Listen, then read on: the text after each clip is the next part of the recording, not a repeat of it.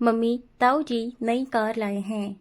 बेटे की खुशी से निकली चीख पर बड़ी रूखी प्रतिक्रिया दी माया ने। उसके पति और जेठ दोनों ही सफलतापूर्वक अपनी अपनी दुकानों में ज्वेलर्स का काम करते थे। कारोबार भी ठीक चल रहा था, मगर बड़ा भाई अधिक सफल था। उसका कारोबार दिनों दिन बढ़ता जा रहा था।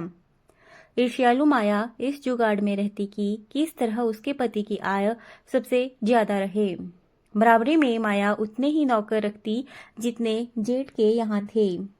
सब पुश्तैनी घर में रहते थे, तो एक दूसरे के नफा नुकसान की बात भी ना छुप पाती थी।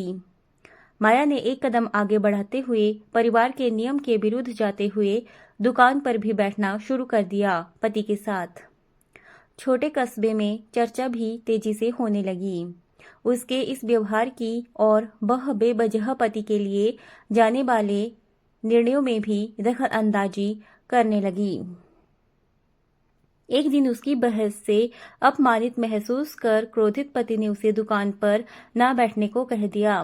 माया क्रोध में रोते हुए घर लौट आई। उसे उदास देखकर उसकी मुंह लगी नौकरानी से उससे बात पूछी और वजह जानकर एक परिचित तांत्रिक से मिलने की सलाह दी। माया ने ऐसा ही किया। वह मिली जाकर और उसके बताए काम भी किए। अब इसे संयोग कहें या किस्मत, उसे परिणाम अच्छे मिले। उसने नौकरानी को भी बड़े फायदे पर इनाम दिया। अब तांत्रिक पर उसका भरोसा सा बन गया था। धीरे धीरे घर में माया का शासन बढ़ने लगा और पति बच्चे बिल्कुल बेजुबान गाय की तरह उसका कहा मानने लगे।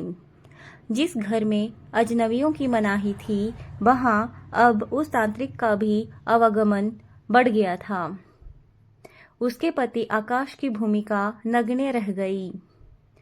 अन्य घर वालों ने विरोध किया माया की ऐसी मनमानियों का, तो उन्हें भी उसका रूखा बर्ताव सहना पड़ा।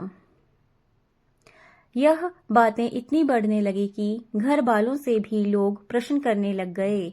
उसके जेठ ने उसे समझाते हुए कहा, बेटा, हमारी इज्जत है, समाज है। 4 लोग घर की बहू को उटपटांग कहें अच्छा नहीं लगता। मैं अपने पोषण में बुलाती हूँ। जिसको बुरा लगे वह मुझसे मतलब ना रखे, वरना, माया ने चेतावनी देते हुए कहा। उसकी हेकड़ी देख उसका जेठ अनिल विनाश काले विपरीत बुद्धि कहकर अपने कमरे में चला गया। इधर माया अब और स्वच्छंद हो गई। धीरे धीरे वह उस तांत्रिक के अलावा अन्य लोगों के भी संपर्क में आने लगी। अब वह उसका मानो दाहिना हाथ बन चुकी थी। जो वह चाहता आकाश के घर में वही किया जाता। इसमें भय का हाथ कम, माया की मर्जी अधिक होती थी। उसे जितनी बराबरी की सनक सी चढ़ती जा रही थी, उतनी तेजी से ही जेठ का कारोबार बढ़ता जा रहा था। अब वह अपने घर से बाहर दूर दूर के लोगों के संपर्क में भी रहने लगी।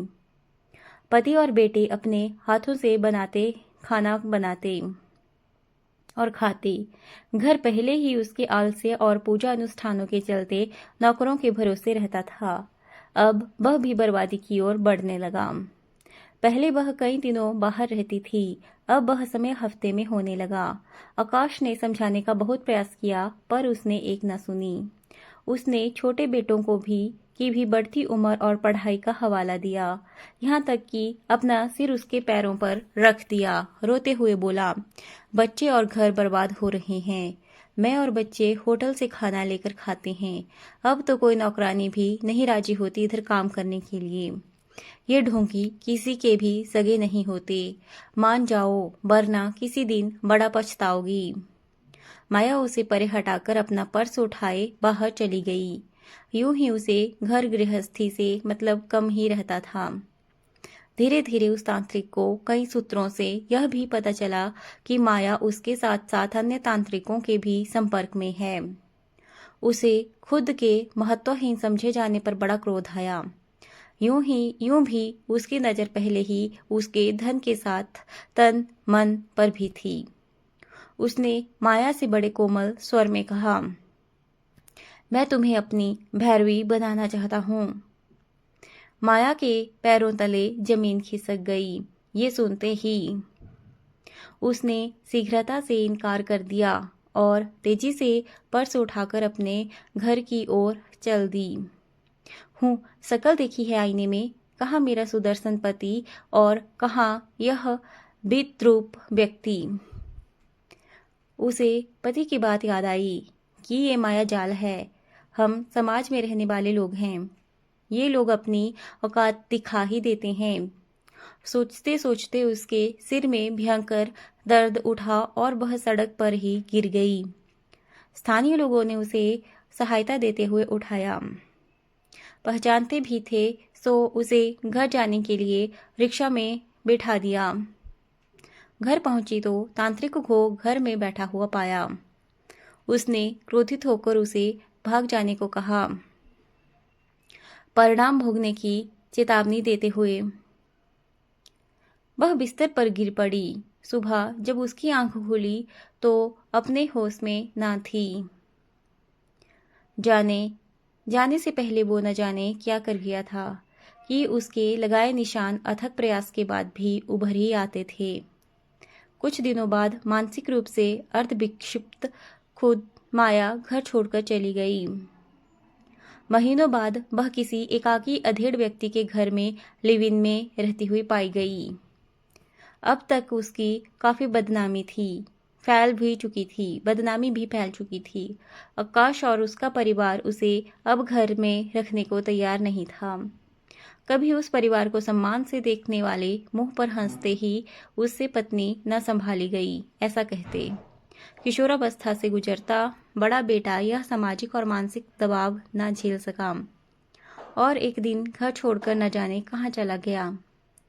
टूट चुका आकाश भी शराब का शिकार बन गया। उसकी दुकान अब आए दिन बंद रहती। वह और 2 नान छोटे बेटे घर वालों की दया पर ही आश्रित थे। अच्छे विद्यालय में पढ़ने वाले बच्चे न जाने कब सरकारी स्कूल में पढ़ने लगे। माया का घर अब पूरी तरह उजड़ चुका था। महीनों बाद जब माया को होश आया तो माया जाल के साथ उसका संसार खत्म हो चुका था। कभी संपन्न और सम्मानित घर की बहू अब स्टेशन पर भीख मांगती देखी जाने लगी।